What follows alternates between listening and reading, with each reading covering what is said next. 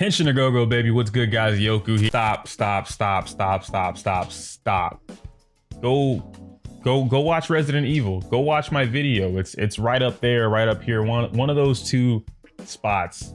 It's up there. But I need you to go watch that video because I put in the work. I'm gonna wait a little bit, okay? Because today's video was hot too, but yesterday's video was hotter.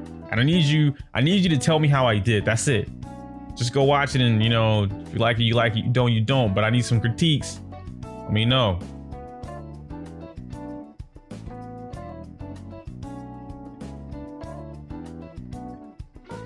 I waited a while. Did you finish? Like, you paused my video and then you went and you watched? No. Of course you didn't. Anyway, today we're talking about Gigantamax Gengar and what I want to kind of introduce as whatever, but stick around for the rest of the video. I promise it's not too long, and then I'll tell you exactly what the title of this video means and the whole challenge thing behind it or whatever. But we're going over Gigantamax Gengar because it is about to be legal, if I'm not mistaken. May 1st, right? Is it May 1st? I'm pretty sure it is May 1st. If it's not May 1st, then so be it. Let me move this mic, bro. Let me, you know what I'm saying? Anyway, Gigantamax Gengar, yeah. Gengar is already being used, and at first I didn't understand why Gengar was being used with Bisharp so much because they both share a ground weakness, and I'm not a fan of that, right?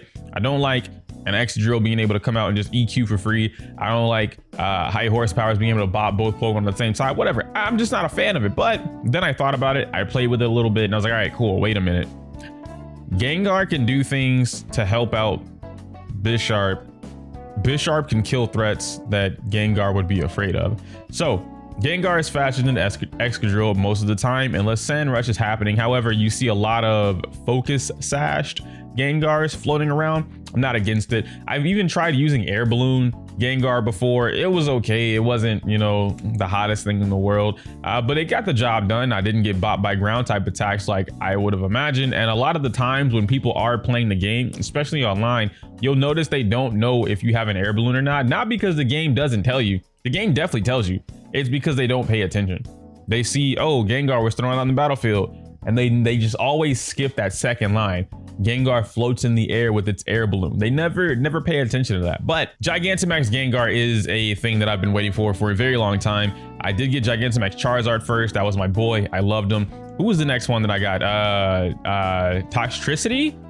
It might have been Toxtricity, I think, but I think Hatterene came out after. I'm not entirely too sure. I don't remember. Don't crucify me. But the ones that I was most excited to play with were, in fact, Charizard, day one, obviously. And then Gen 1, I should say. It makes the same difference. But, Charizard, Toxtricity, right? Because he wasn't even released yet, but I knew he was there. Hatterene, which Hatterene was a new thing. I didn't really love Hatterene until I realized how busted Confusion was. Like, I like Hatterene as a Pokemon design, yeah.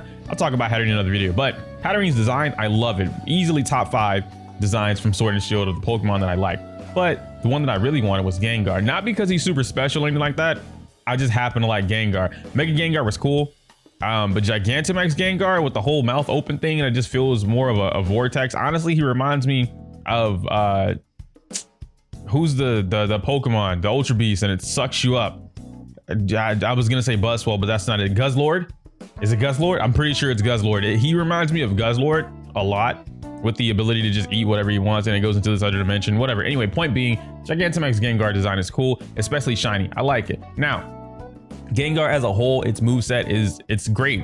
It's a poison ghost type. It's heavily offensive. It doesn't really have it doesn't have like base 20 defense or something like that. Gengar's defenses are trash. Okay, 60 and 75. That's not too bad. That's not too bad. Okay, I can take a Shadow Ball. I can take a Shadow Ball. All right, listen. I can take a Shadow Ball. Maybe if I had 2 defense buffs, I could take a high horsepower. I don't know. Okay, I don't know. But its moveset is the important factor. The fact that it has base 130 in special attack, 110 in speed, so it's pretty fast, right? Nothing really outspeeds that besides the key threats. And so, of course, you would worry about things like Barraskewda, Dragapult. Those are your immediate threats. Weavile is also an immediate threat. Sneasel is an immediate threat, but you don't really see those too common. Also, check out Monday's video because there's going to be a Sneasel in the video. But anyway, you don't really see a lot of those happening. So Gengar doesn't have to worry about a lot of things, especially when you pair him with something that can deal with said things or disrupt said things with a fake out. Bisharp Gengar is a great lead, especially if you think Dragapult is going to be there, because what Bisharp does is threaten Dragapult with a Sucker Punch. It's definitely going to die. It also prevents them from wanting to lead with Arcanine or anything with Intimidate for that matter. You know, Incineroar would be a great counter to Gengar. However, you put Bisharp there and I'm at +2. Maybe I have low sweep, maybe I don't, maybe I have brick break, maybe I don't, but I'm definitely going to kill something, especially since Bisharp is running max speed most of the time, so I'm usually faster than an Arcanine. Not an Arcanine, I'm in an Incineroar. There we go. Cinnamon Roll. I'm usually faster than Cinnamon Roll. Damn, man, fuck, stop questioning me. Anyway, the moves, right? Never run a physical Gengar. If you run physical Gengar, I don't know what's going on with you, but it's just it's not the wave. Don't do that. All right. You're gonna see a lot of Shadow Ball. Shadow Ball is definitely. Oh, you guys can't even see this. Hold on. Y'all cannot see the screen. Can you see that now? No. I'm trying to help you, bro. I'm trying to help you. Is this better? Can you see now? I think you can see now. So, Shadow Ball. Every Gengar is gonna have Shadow Ball. Never question it. You're always gonna see Shadow Ball. You're always gonna see Sludge Bomb or Sludge Wave. How does he not learn a poison move on his own? Gengar is so weird. Anyway, where is it at? You're gonna see Sludge Bomb or Sludge Wave. There we go. Sludge Bomb right there. Bada bing bop bop. You're gonna see that, and you're gonna see a lot of Sludge Wave. Maybe. It depends. Sludge Wave with Bisharp, perfect. You hit both Pokemon. The only issue with Sludge Wave, even though it's slightly stronger, you're splitting the damage. So your damage isn't gonna be as strong as a single Sludge Bomb. I mean, but it's coming from a base 130 attack, so you know. And it's stab, so you're still doing some damage, but you're gonna see a lot of that. So just niche things that you see a lot of Gengars potentially run: Icy Wind, Taunt, Encore has been there for a little bit, and of course Protect, but Ally Switch. My Gengar in particular, the one I've been messing around with, Shadow Ball, Sludge Bomb, Icy Wind, and Ally Switch. I've been doing that a little bit. Ally Switch is cool because when I'm paired with Bisharp and I think that Bisharp is going to take a fighting type attack, I'll literally swap them. And then that way Bisharp eats up the ghost type attack that Gengar would have taken, or the dark type attack that Gengar would have taken, and then Gengar completely nullifies the fighting type attack. So it kind of works out. They're good for that, and that's why I think Ally Switch is better than Protect on Gengar in particular. But a lot of people, you know, you're not ballsy enough, bro. Although granted, there was this one time I was playing Showdown on like just on my own time. This kid got so mad, dude. I did not feel bad at all. I felt great. He got so mad because I Ally Switched turn 1. All right, and the reason that I did it is because I knew what he was gonna do. I completely predicted him. And he stops playing the game for at least a minute, and then types to me, calls me all types of bitches and hoes, and other insults demeaning of my intelligence, and then proceeds to say, no player, right? He's like, I see that VGC 2020 is just bringing out all the R words. I can't say that, YouTube might ban me. All the R words, and he says it simply because of the fact that Ally Switch is so popular. He can't beat Ally Switch, so all of us are dumb. Because he can't outplay Ally Switch, all of us are dumb. Anyway, I just thought that was a funny thing to share. So Gmax Gengar, you probably want to know what it does. Yeah, stats are still the same. That's what it looks like. Doesn't really change any of the stats or whatever. It's cool, you know, but Gmax Terra basically turns into a mean look, which isn't okay, listen. Gmax Ghost move, right? What is Phantasm? Max Phantasm? Max Phantasm lowers the defense of both Pokemon, which is great, except for when you want to hit something. Your Gengar doesn't care about defense. Like, you would want Max Darkness on a Gengar or for a Gengar because it lowers special defense. Max Ooze is great because it boosts your special attack. Granted, Max Ooze doesn't go anywhere above 90 base power, so technically your Sludge Bomb is always going to be stronger than a Max Ooze until you Max Ooze, but whatever. It's whatever. All in all, Max Phantasm doesn't benefit Gengar. It benefits his partner. So Bisharp, for instance, Max Phantasm, boom, defense drop. Bisharp is taking out things left and right. Basically, you're nullifying your opponent's defenses so that you can get the Defiant boost on a Bisharp without actually getting Defiant boost on the Bisharp, or whatever Pokemon you want. You're essentially just bullying your opponent. That part is cool. Gmax Terror, however, traps both of your opponents. They can't go anywhere unless they're a ghost type. I do believe, I don't know if it's mean look or if it's shadow tag.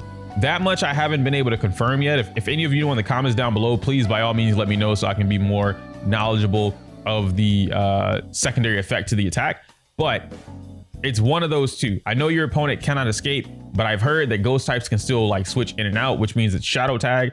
But then I've heard that ghost types can't switch out, which means it's mean look until Gengar goes away.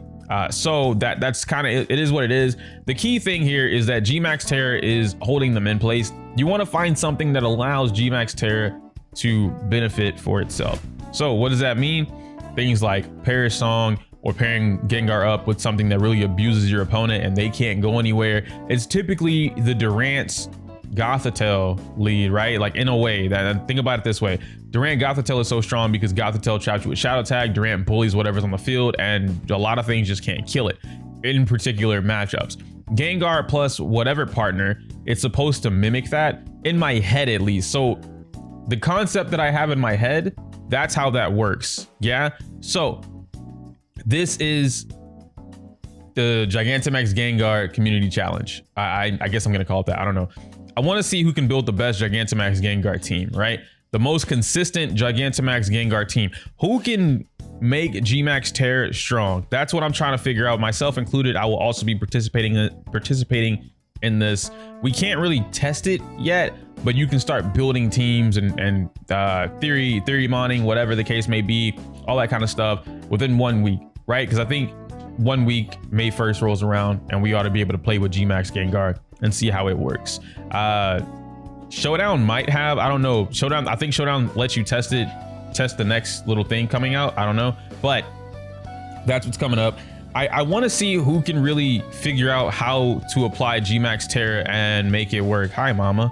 I want to see who can make the Gmax Terror work, right? Because trapping your opponent is cool. It doesn't really matter if you can't do anything with said opponent. If I trap my opponent and they can still kill me in 1 hit, 2 hits, both my Pokemon, it doesn't really help.